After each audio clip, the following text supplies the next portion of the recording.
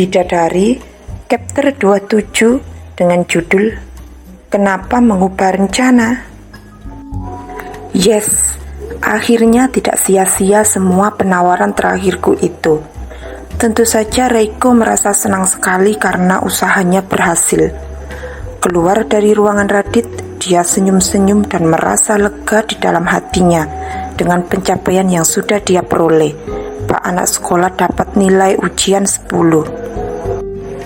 Setidaknya, mimpi buruknya menerka-nerka bagaimana sikap Radit sebelum dia bertemu, kini sudah tak ada lagi dalam benaknya. Semua mimpi buruknya itu sudah hilang dan Reiko sudah mulai mengerti bagaimana bersikap dengan seseorang yang selama ini memang dianggap cukup keras dalam menentukan sebuah keputusan. Namun sayangnya, kebahagiaan dan kesenangannya ini hanyalah sesaat. Tapi sekarang, bagaimana caraku mendapatkan 10% biaya modal itu ya? Saat Reiko ada di dalam mobilnya, sebelum dia menstarter mobil tersebut, pikirannya pun melayang ke sebuah masalah baru yang parahnya ditawarkannya pada Radit dan dijadikan solusi. Modal. 1,5 miliar dolar itu adalah total biaya keseluruhan. Berarti aku harus memiliki biaya kurang lebih 150 juta dolar.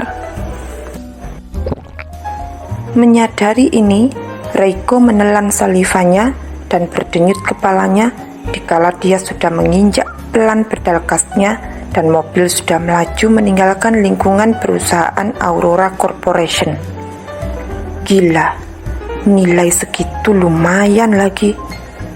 Ya, ini mungkin memang nilai yang masih bisa digelontorkan oleh keluarga Reiko jika dia mau bernegosiasi dengan kakeknya Adi Wijaya.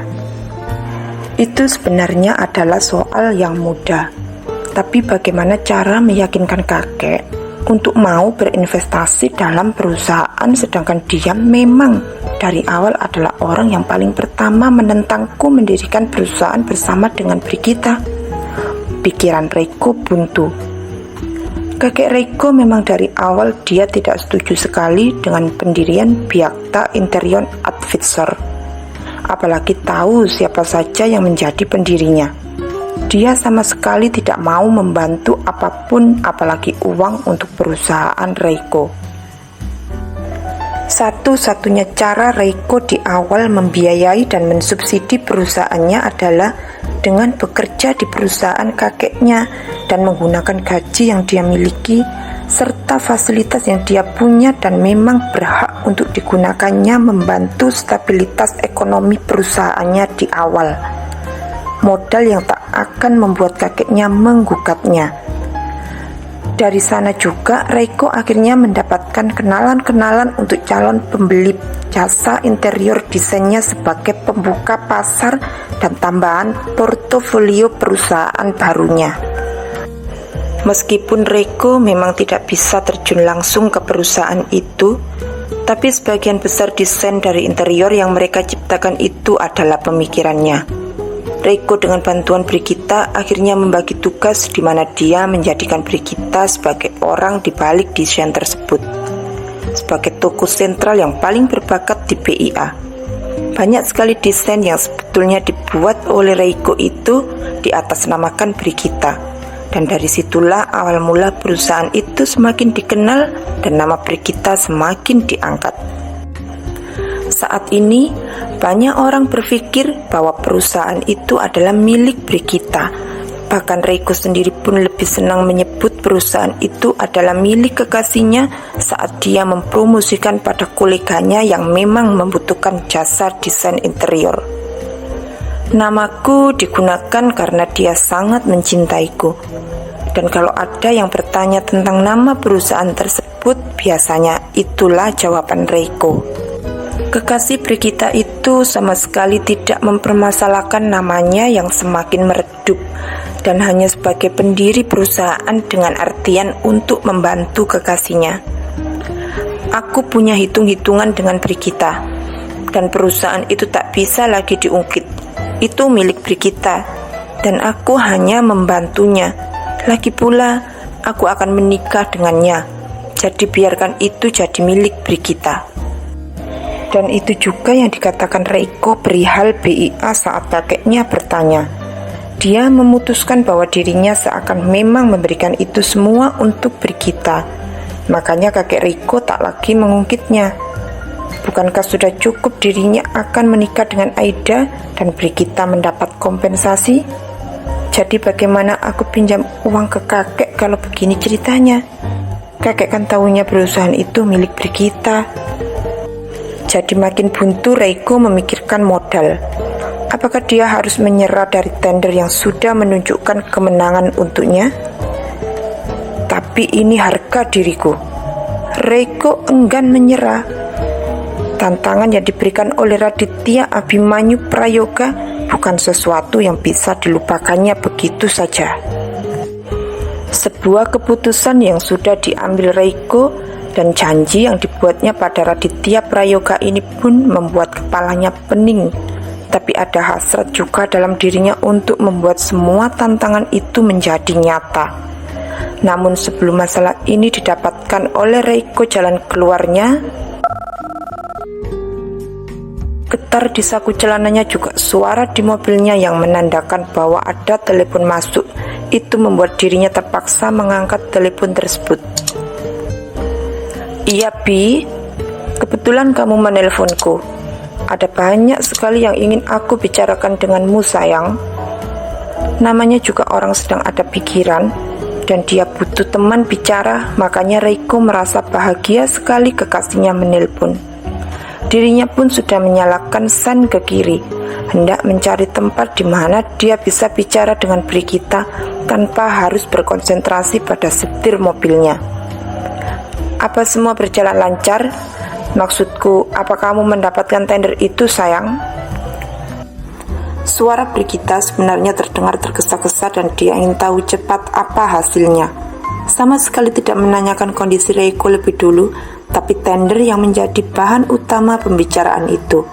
Hanya saja, Brigita cukup manis dengan mengakhiri kalimatnya begitu epik dalam balutan sentuhan perasaan yang membuat Reiko pun tersenyum seakan-akan mendapat dukungan di saat kepalanya sedang berasap belum menemukan jalan keluarnya.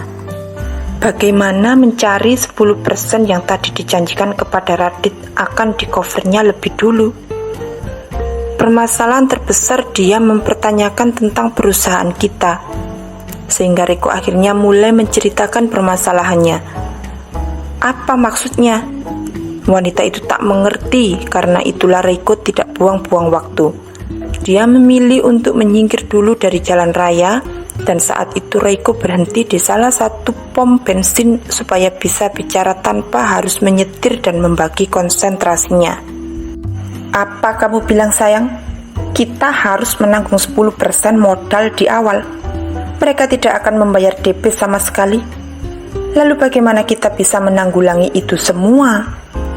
Brigita tidak pernah semarah ini sebelumnya, tapi mendengar kabar yang diberikan oleh Reiko barusan membuat dirinya berdiri dari kursi nyamannya di belakang meja kerja tersebut, dan Brigita berjalan mondar-mandir di ruang kerjanya begitu kesal. Sabar dulu Bi, ini kan masih wacana di awal. Maksudku kita butuh nama dan kita butuh kepercayaan dari mereka, terutama Pak Raditya. Makanya aku menjanjikan seperti itu, dan sekarang aku juga sedang memikirkan bagaimana aku bisa mendapatkan 10%-nya tanpa banyak komplain dan semuanya perfect. Reiko mencoba untuk menahan bicaranya supaya dia tidak ikutan emosi juga, dan wanita yang ada di sambungan telepon itu juga tidak akan mengomel lagi.